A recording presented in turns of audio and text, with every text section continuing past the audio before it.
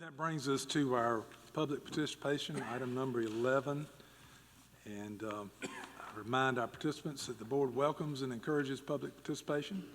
We respectfully ask that you adhere to the procedures and decorum provided in Board Policy BEDH, public participation at meetings. Your comments will be limited to 3 minutes, and Dr. Harris will keep time. And questions asked during public participation and placed in writing will receive a written response in a timely manner. So, with that, we'll call on Ms. Kim Murphy.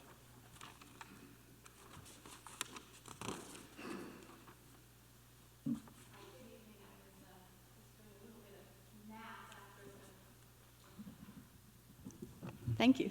Good evening. I was doing a little bit of math after the budget was approved in June, and I'm still scratching my head how you managed to come up with spending $8 million more than you did last year with negligible student growth.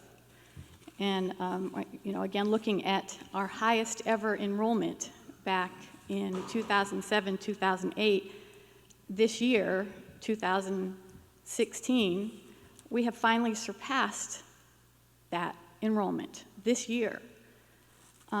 But just this year alone, we're up $8 million. You have the same tax rate that you did last year, but you're collecting $8 million more.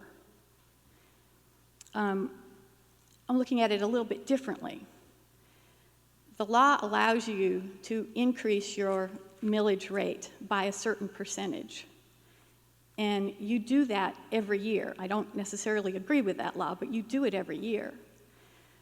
On election years, however, you don't do it, and this is an election year. Following the election year, the law, not because it's an election year, the law allows you to go back and recap or recoup that millage rate that you didn't use when you chose not to use it. Are you going to raise taxes next year and not raise it this year because it's an election year? And if your budget needed to go up $8 million to serve, we're talking about 117 kids, students, between 2007 to this year that this district has grown.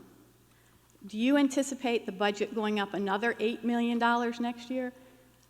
Or is it going to be more? And if you increase your millage rate and go back and recoup like you've done in previous years, is there an end in sight with this?